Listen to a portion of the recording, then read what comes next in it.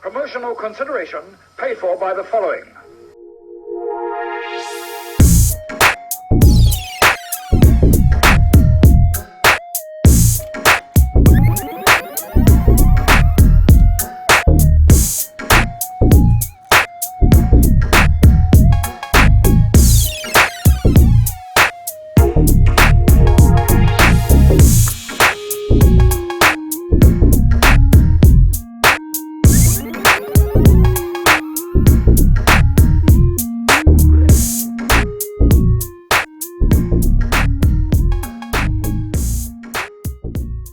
Hello and welcome to another quick shot review for Cheap Shot Entertainment. You are the Cheap Shot Nation and I am your host, the Reverend Luke Edwards. I've been dipping through the literal underbelly of movies during quarantine, finding things to actually watch that may interest me, and I came across this little film called Ghost in the Graveyard. It had a pretty decent rating on IMDb. It's like halfway, which is pretty decent for a horror movie. 5.1. It was released in 2019 and directed and written by Charlie Comparetto. It is the story of some children who were playing Ghost in the Graveyard. I'm guessing that's a bit like, a hide and seek, that kind of thing. And one of them dies, and that one child who dies, their spirit comes back and haunts the rest of them. There's also a witch in there for some reason, and the town of Saint Maria is where it's set. So they come under the thumb of a Martha, a ghost who comes back to haunt teens who witnessed her death as children. So there you go, with a game of Ghost in the Graveyard, and that is the setup for the film. So it had some good gothic imagery. Obviously it did have children being killed, but it's horror, so it's done. Can I say it's done tastefully? I don't know if I can. But I think apart from some of the imagery, the acting was awful. And the setup was good. The continuation of the setup was not. It was terrible. It was awful. There is a scene where Kelly Berglund, who plays Sally Sullivan, who is the main protagonist, goes into this office and asks for some information. The teller then tells her that she can't have said information. She says, "Oh, go on please," and then she says, "Oh yeah, well, seeing as that it's you, I'll give it you anyway."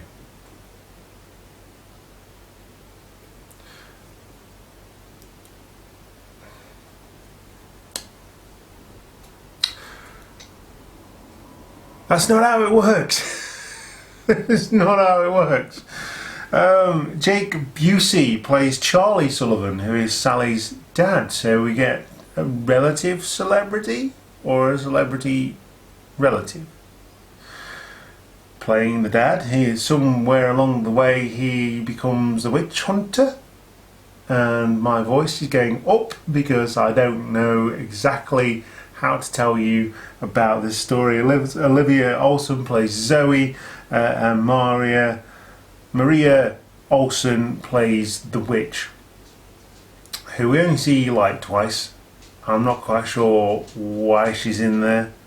Maybe she's conjured the ghost, because again I switched off, and maybe I shouldn't even be doing a review of this, but what I saw, and what I remember, and if it's not a memorable film to me, then it's no good for watching. Again, another unwatchable, unreliable, totally unneeded film that had potential and didn't execute that potential. And I'm a big horror fan, and there's lots of horror movies out there.